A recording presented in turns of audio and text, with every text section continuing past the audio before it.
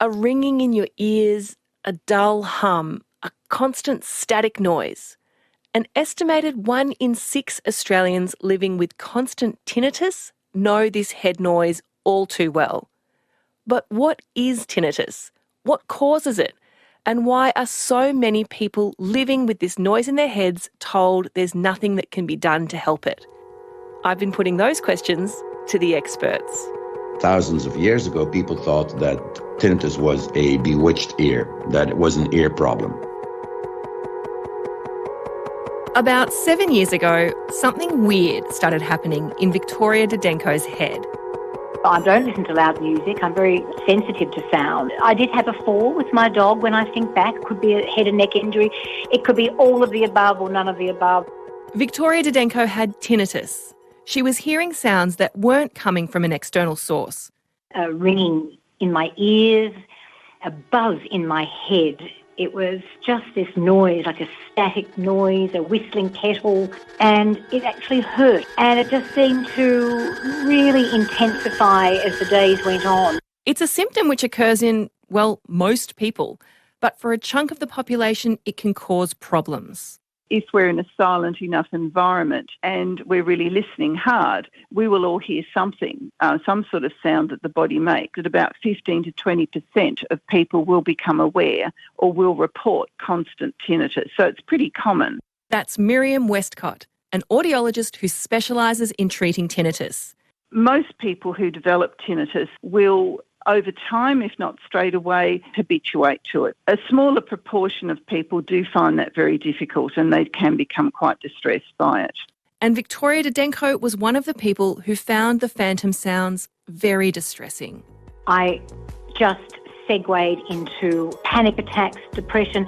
The sound was in my head. I couldn't get away from it. I was despairing. I went to the doctor for help and they couldn't offer it. And they said I would cope in time, but I was not told how to cope. Tinnitus is challenging to treat, but it is treatable, despite what many people are told by medical professionals when they start seeking help. But what is tinnitus exactly?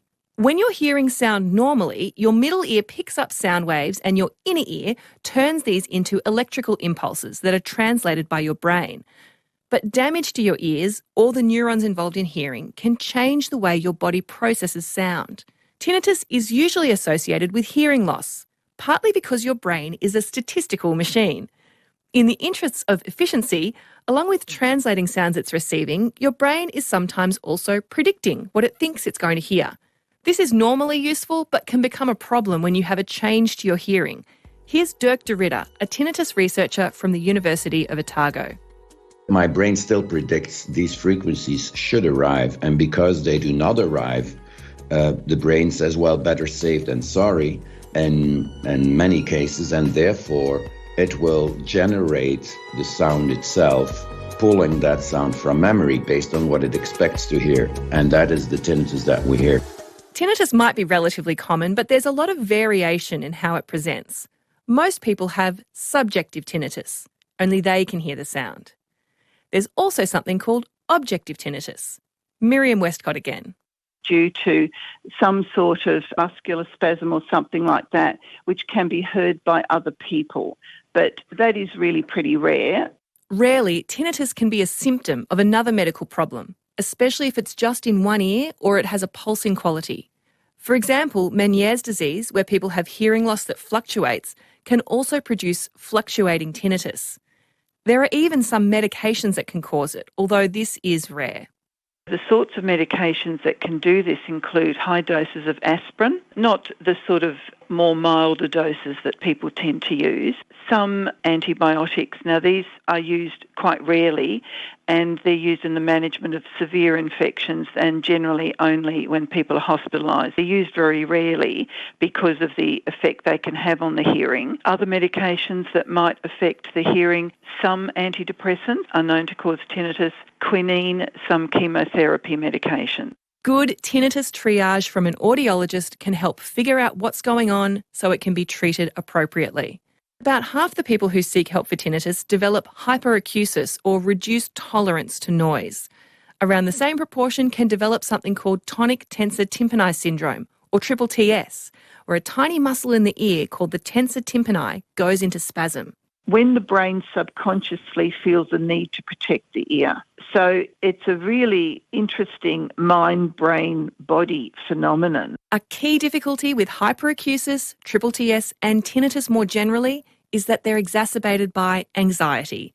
Since the pandemic, the numbers seeking help from us have just about trebled. And audiologist Miriam Westcott says addressing that anxiety is one of the first steps in treating tinnitus. If the part of the brain that's responsible for dealing with fear and threat is all stirred up, then something like tinnitus can become perceived as more sinister. Every patient is different, but Miriam has a few strategies she recommends. People tend to monitor their tinnitus a great deal, and we try and discourage that. Monitoring it will keep it prominent and will reinforce to the subconscious brain that it's an important sound. If the tinnitus is going to be there, we want the subconscious brain to evaluate it as an unimportant sound. Because hearing loss and tinnitus often appear together, people sometimes think the tinnitus is causing the hearing loss. Miriam says that's a misconception and that hearing aids can often help by amplifying external sound and drowning out those internal sounds. It's not that nothing can be done. There's a great deal that can be done. Part of the reason people with tinnitus are often told there's not much that can be done to help them is because that was true as little as a decade or two ago. Dirk de Ridder trained as a neurosurgeon and has been chipping away at the tinnitus puzzle for some 20 years.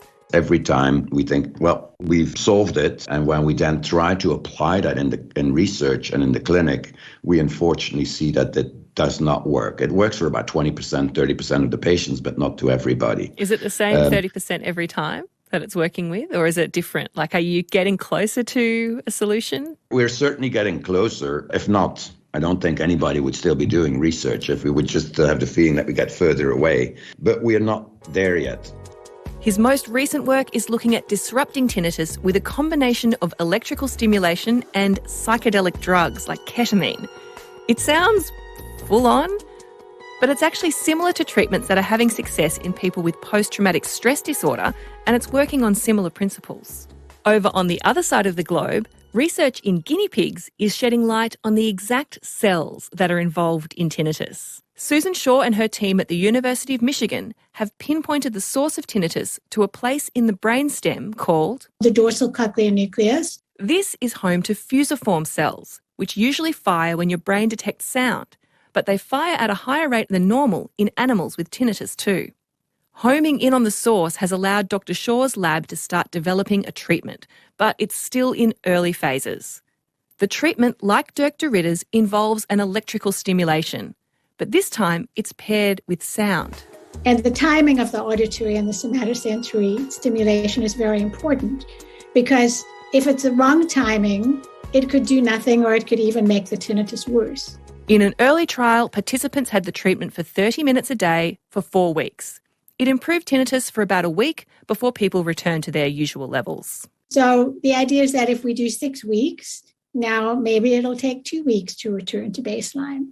So in that case, worst case scenario, then people have to do it on the weekends. Maybe they do it every day for 6 weeks, and then thereafter they tune it up. It's still early days, but one thing Susan Shaw, Dirk de Ridder and Miriam Westcott all agree on is there's hope for people living with tinnitus. Yes, I think we don't fully understand the mechanisms of tinnitus, but we understand a lot more than nothing.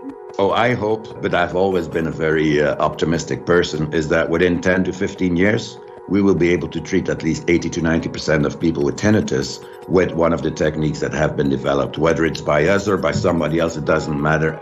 As for Victoria Didenko, it hasn't taken fancy tech.